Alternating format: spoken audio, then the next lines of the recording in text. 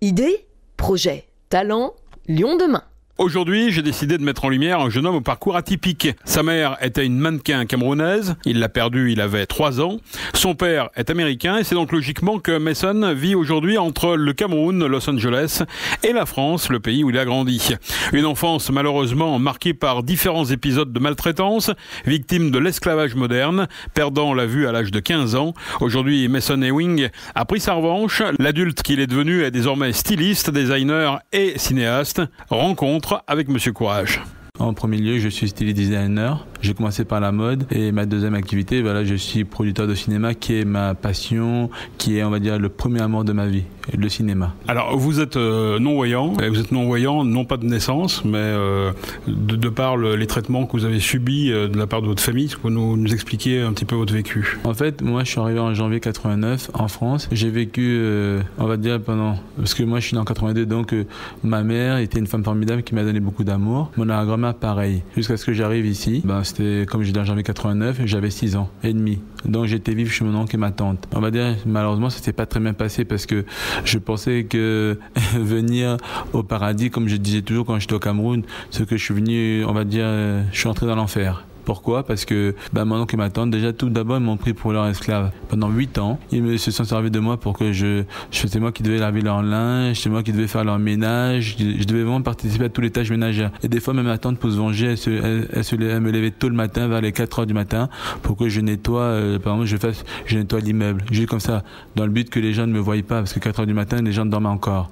Après, à côté de ça, pendant des années, ils m'ont battu, ils m'ont brûlé, ils m'ont séquestré, ils m'ont mis du piment dans les yeux, dans le sexe. Et des fois, ma tante, par exemple, me mettait à genoux, les bras tendus. Me mettait à genoux, les bras tendus. De chaque côté, j'avais un dictionnaire ou une grosse pierre. Et si mes bras descendaient, ils me brûlaient. En fait, ils m'ont fait ça pendant 8 ans. Et 8 ans où ils m'ont enfermé dans une chambre. Sauf que malheureusement, à l'âge de mes 14 ans, je n'ai pas supporté, je suis tombé dans le coma. Au bout de 3 semaines de coma, je suis décédé. Je suis mort, en fait. Et on m'a emmené à la morgue. J'étais à l'hôpital Necker. J'étais à la morgue, et sauf que, 1 heure après, je suis revenu à la vie. Voilà. Donc, qui veut dire que mon nom n'était pas arrivé.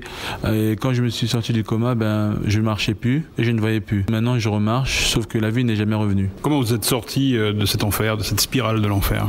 C'était très compliqué parce que je pensais je pensais que justement, après être sorti du coma et sorti de l'hôpital, que je serais enfin heureux parce que pendant des années, j'ai été voir la police et j'ai fait beaucoup de fugues. J'appelais à l'aide et chaque fois j'allais voir la police pour demander, j'ai fait plus d'une centaine de fugues. Chaque fois j'allais les voir pour demander de l'aide, ils me croyaient pas. Ils me battaient et me remettaient chez mon oncle et ma tante ou m'enfermaient dans la cellule alors que j'avais 12 ans. Donc, ce qui s'est passé quand je suis sorti du coma, quand je suis sorti de l'hôpital, on m'a mis dans des familles d'accueil. Malheureusement, mon calvaire a continué. Les femmes d'accueil me tapaient, me traitaient de sale noir, me disaient que les noirs étaient faits pour être brûlés, que je ne méritais pas de vivre. Et ils me comparaient à des animaux. Il y en a qui me nourrissaient avec la nourriture pour chien. À un moment, il y en a même qui ne voulaient pas que laver leur linge avec le mien parce que soi-disant que mon linge, j'étais un noir. Ils avaient peur que mon linge tache leur linge. Beaucoup de choses comme ça que j'ai subies qui étaient très difficiles pour moi. Jusqu'à un jour où j'ai fait une tentative de suicide, je me suis coupé les veines en fait. Parce que j'en avais un peu marre de la vie, tout ça. Donc j'étais interné à l'hôpital psychiatrie. Parce que j'avais fait déjà l'hôpital psychiatrie à l'âge de mes 12 ans, donc j'ai été interné 2 fois. Comment vous avez rebondi après sur le plan professionnel à la sortie donc de votre adolescence? J'ai pas rebondi au début parce que en fait à 19 ans je me suis retrouvé à la rue à SDF. La ZE m'ont mis à la rue et donc je ne sais pas nulle part où aller. Donc là-bas j'étais au SAMU social, j'ai subi des attouchements salés par un aide-soignant, j'ai encore été très affecté, tentative de suicide. En fait je me suis dit il faut quand même que je dois me battre parce que comme j'étais seul au monde, pour moi j'avais vraiment besoin de ne pas baisser les bras parce que si je me battais pas pour moi, qu'allait le faire? Mais bon, la chance quand même que j'étais seul au monde, mais je disais quand même toujours, j'avais mes amis qui étaient super géniaux, mes amis d'enfants qui ont toujours été là. Mais malheureusement ils pouvaient pas faire grand chose pour moi parce que j'étais chez leurs parents, c'était un peu compliqué. Il y en a quand même qui m'ont hébergé, qui m'ont aidé, heureusement, Dieu merci, c'était formidable. Mais c'était très très dur. Et puis un jour, on m'a demandé dans les médias qu'est-ce que je voulais faire parce que comme j'avais porté plainte contre mon oncle et ma tante pour tout ce qu'ils m'avaient fait, malheureusement le procès s'est pas très bien passé puisque on dit que j'ai gagné mais j'ai pas gagné parce que ils ont eu 1 an et sursis, 5 000 € de dommages d'intérêt qu'ils devaient me donner, qu'ils m'ont jamais donné en fait. Bon, ça c'est pas grave, mais au moins j'aurais aimé que l'État soit de mon côté. Et alors qu'il y avait beaucoup de preuves, malheureusement, c'est eux qui ont gagné. Donc j'étais affecté. Je suis passé beaucoup dans les médias parce que une ministre et défenseur des enfants, qui s'appelle Claire Brisset, a été choquée par mon histoire. Elle a fait une conférence de presse et là tout le monde m'a demandé qu'est-ce que je voulais faire dans la vie et j'ai annoncé que je devenais un styliste. Tout le monde était surpris parce qu'un aveugle qui veut faire de la mode, c'était surprenant, personne n'y croyait. Comment ça se passe après? Comment vous rentrez dans ce métier? Qui vous aide? Une femme qui est merveilleuse, qui s'appelle Sandrine. C'est la première femme. Sandrine, c'est celle qui a cru vraiment en moi. Elle travaille à l'époque, elle travaille dans une école qui s'appelle Piget. C'est elle qui a cru en moi. C'est elle qui n'a pas hésité à me donner une chance, parce que les gens, quand j'écrivais aux gens, un aveugle qui veut faire de la mode, les gens ils prenaient vraiment ça, ils me prenaient pour un fou. Ah ben je me suis même fait attaquer. À l'époque, des gens que je connaissais passaient en bas de chez moi, m'insultaient, de sales mentards, arnaquages, j'ai droit au pédophile, parce que vu que je touchais les gens, étant donné que je suis non-voyant, ben j'ai droit à beaucoup de choses. On me traitait de tous les noms. C'était un peu scandaleux, c'était assez très très dur pour moi. Attaqué sur internet, vraiment embêté par les gens. Mais bon, j'ai jamais baissé les bras jusqu'à ce que j'ai décidé de faire mon premier défilé de mode, et qui était en 2006. Et puis une journaliste formidable de Le Monde, elle a fait un portrait sur moi. Et là, le jour de mon défilé, beaucoup de monde sont venus me soutenir. Là, c'était le plus beau jour de ma vie, parce que c'était un moment magique, parce que c'était un défilé que je devais faire pour rendre hommage à ma mère. Ensuite, vous allez adapter un petit peu les collections que vous créez, les vêtements que vous créez, de quelle façon? Étant donné que j'étais non-voyant, je voulais que ma marque de vêtements soit particulière. Je voulais qu'elle soit différente. Je voulais pas qu'elle ressemble à une marque comme tout le monde, parce que déjà, je me dis toujours, c'est pas normal qu'aujourd'hui il y a beaucoup de jeunes, quand on va voir dans la rue, on leur demande comment s'appelle l'écriture des aveugles, ils savent même pas que ça s'appelle le braille. Déjà, c'était déjà une manière de les cultiver, de les faire connaître le monde des aveugles et l'écriture des aveugles.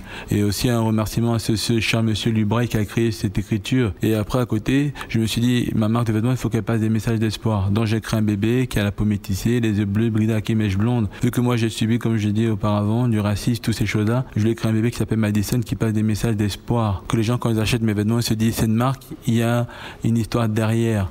Et donc c'est pour ça que j'ai créé la première marque de vêtements au monde avec du braille, qui permet aux personnes aveugles de pouvoir reconnaître la couleur du vêtement touché. Non seulement elle est pratique pour les personnes non-voyantes, et en plus elle est pratique aussi pour les personnes qui sont voyantes, par exemple parce que c'est une collection hommes, femmes et enfants. Et on sait souvent que malheureusement les enfants ne connaissent pas assez l'écriture des aveugles. Donc ça les permet de découvrir les points, le braille, parce que le braille c'est une écriture qui est sympathique. Ensuite vous tournez vers le cinéma et vous êtes en préparation aujourd'hui d'un film. Comme j'en avais un peu assez, que souvent on entend toujours une très mauvaise histoire de l'Afrique, que l'Afrique est comme ça, l'Afrique est pauvre, que l'Afrique est négative. Moi, je me suis dit, il faut faire quelque chose pour montrer que mon continent n'est pas comme le croit. Je voulais faire un film avec une histoire qui allait vraiment montrer qu'est-ce que c'est l'Afrique, qu'est-ce que c'est le Cameroun, parce qu'on a un très beau continent, parce que, comme je dis, tous les continents sont beaux.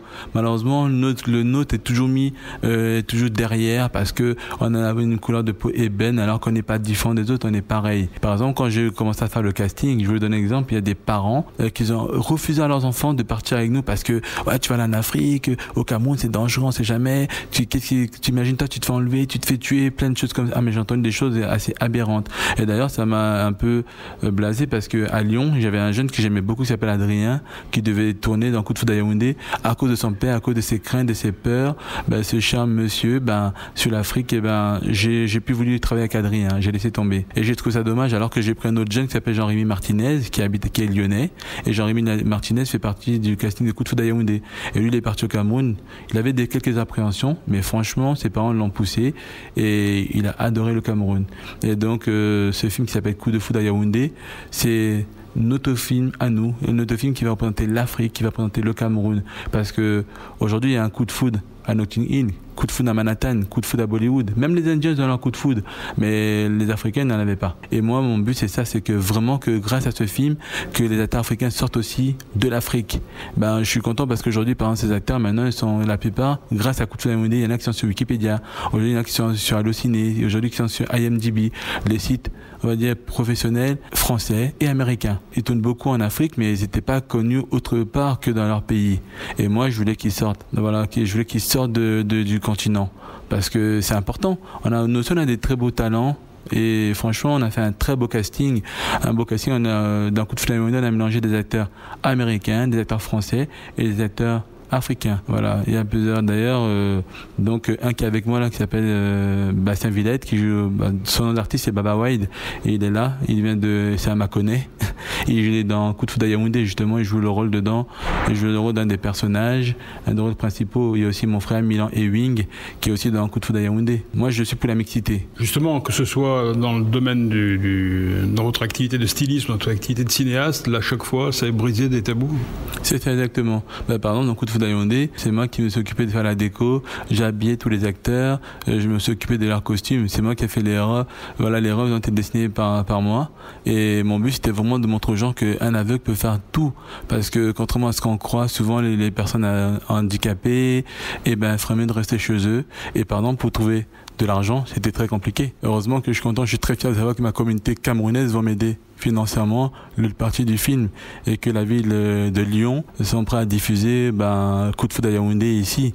Et d'ailleurs, je ferai une avant-première, parce que comme j'ai expliqué, il y a plusieurs acteurs qui sont lyonnais, qui viennent aux alentours.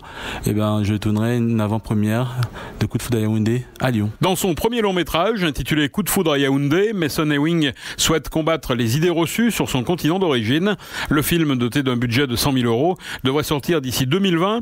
Il a été tourné en grande partie au Cameroun. Le jeune cinéaste affirme viser les Oscars, en quelque sorte le rêve américain. Mason Ewing croit en ses rêves. Il n'en oublie pas pour autant les combats qu'il mène depuis toujours, s'affichant volontiers comme ambassadeur de nombreuses associations comme l'ONG lyonnaise Handicap International.